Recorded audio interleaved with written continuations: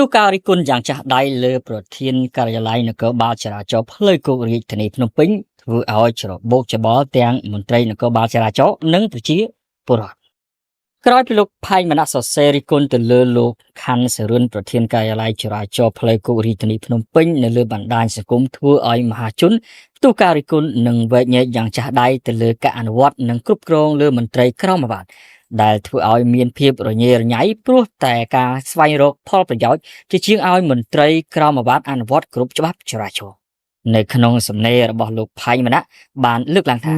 ខ្ញុំមិនដែលរិះគន់ប្រធានការិយាល័យនគរបាលចរាចរណ៍ផ្លូវគោករាជធានីភ្នំពេញទេតែដោយមើលឃើញចំណុចខ្វះខាតរបស់លោកមានច្រើនខ្ញុំសំណូមពរលោកប្រធានមេត្តាអប់រំណែនាំមន្ត្រីក្រមអាវ៉ាត់ឲ្យចេះធ្វើការចេះគោរពច្បាប់ចេះស្រឡាញ់ប្រជាពលរដ្ឋកុំមើលឃើញតែលួចមួយមុខកុំបង្កើតការឈឺចាប់ដល់ប្រជាពលរដ្ឋទេបើប្រជាពលរដ្ឋខុសច្បាប់សូមអនុវត្តតាមច្បាប់ចុះកុំប្រើហិង្សាវាយប្រជាពលរដ្ឋឬបំផ្លាញទ្រព្យសម្បត្តិរបស់ប្រជាពលរដ្ឋលោកចេះបង្កើតក្រុមស៊ីវិលតាមអ្នកធ្វើដំណើរលើតាមដងផ្លូវពួកខ្ញុំជាអ្នកកាសែតក៏មានសិទ្ធិតាមដានសកម្មភាពរបស់អស់លោកដែរខ្ញុំកំពុងឆ្ងល់ហេតុអ្វីមន្ត្រីនគរបាលចរាចរណ៍ផ្លូវគោកលែងគោរពបទបញ្ជាស្នងការបទបញ្ជាអគ្គស្នងការបទបញ្ជាអគ្គស្នងការហាមដាក់គោលដៅពួនស្ទាក់តែរាល់ថ្ងៃពួកគាត់នៅតែដាក់គោលដៅពួនស្ទាក់ដូចចោល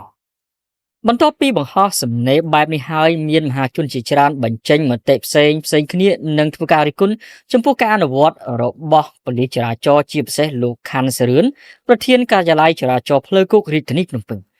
ប្រជាប្រដ្ឋនិងមហាជនក៏សូមសំណូមពរដល់ឯកឧត្តមអភិសន្តិបណ្ឌិតសសុខារដ្ឋមន្ត្រីក្រសួងមហាផ្ទៃឯកឧត្តមអគ្គស្នងការនគរបាលជាតិឯកឧត្តមជួននរិនស្នងការនគរបាលរាជធានីភ្នំពេញមានវិធានការលើប្រធានការិយាល័យចរាចរណ៍ផ្លូវគោករាជធានីភ្នំពេញរូបនេះផងពលរដ្ឋបានឲ្យដឹងថាក្រោយពីលោកខាន់សរឿនប្រធានការិយាល័យនគរបាលចរាចរណ៍ផ្លូវគោករាជធានីភ្នំពេញឡើងមកកាន់តំណែងធ្វើឲ្យប្រជាពលរដ្ឋលំបាកជាងមុនគឺមិនអនុវត្តទៅតាមបទបញ្ជារបស់ថ្នាក់លើនោះទេគិតតែស្វែងរកផលប្រយោជន៍ផ្ទាល់ខ្លួននិងបព្វពួកតែប៉ុណ្ណោះធ្វើឲ្យមន្ត្រីក្រមអាវ៉ាត់ក៏លែងគោរព